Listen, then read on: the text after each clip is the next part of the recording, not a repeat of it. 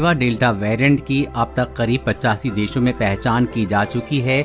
विश्व स्वास्थ्य संगठन के प्रमुख टेड्रोस एधनोम ने इसे अब तक का सबसे ज्यादा खतरनाक वेरिएंट बताया है, जो वैक्सीनेट हो चुके लोगों को भी बड़ी तेजी से अपना शिकार बना रहा है।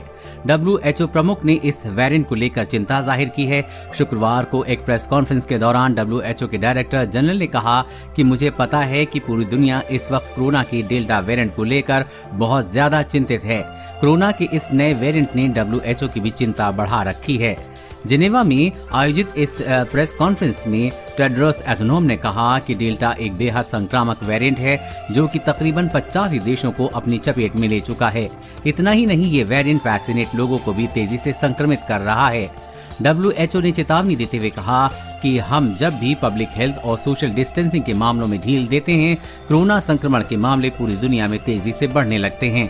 कि संक्रमण की रफ्तार बढ़ने से हॉस्पिटलाइजेशन के मामले बढ़ने लगते हैं, हेल्थ सिस्टम और हेल्थ वर्कर पर दबाव ज्यादा पड़ने लगता है।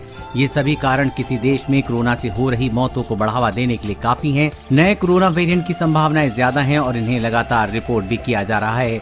जैसा कि वायरस के साथ होता भी है, ये अपने आप विकसित होते रहते हैं, लेकिन हम चाहें तो इसके ट्रांसमिशन पर ब्रेक लगाकर वेरिएंट के विकास होने की प्रक्रिया को रोक सकते हैं। एक अध्ययन में कहा गया है कि यदि कोविड-19 की तीसरी लहर आती है तो उसके दूसरी लहर की तरह गंभीर होने की आशंका नहीं है। Indian journal of medical research में प्रकाशित गणितीय मॉडलिंग विश्लेषण पर आधारित इस अध्ययन में रेखांकित किया गया है कि टीकाकरण के दायरे के विस्तार से कोरोना वायरस की तीसरी लहर को काफी हद तक कम किया जा सकता है। अध्ययन में ऐसे परिदृश्य की चर्चा की गई है जिसमें 40% आबादी ने दूसरी लहर के 3 महीने के भीतर दोनों खुराक ले ली हैं।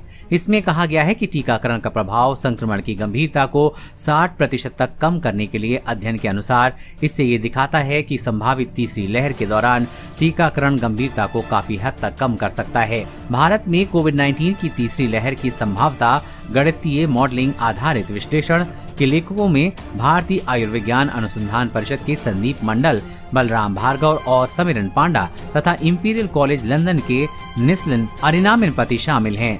तीसरी लहर के संबंध में 4 परिकल्पनाओं पर विचार करते हुए अध्ययन में कहा गया है कि संक्रमण आधारित प्रतिरक्षा क्षमता समय के साथ कम हो सकती है। पहले से संक्रमित हुए लोग पुनः संक्रमित हो सकते हैं, भले ही मौजूदा वायरस अपरिवर्तित रहे।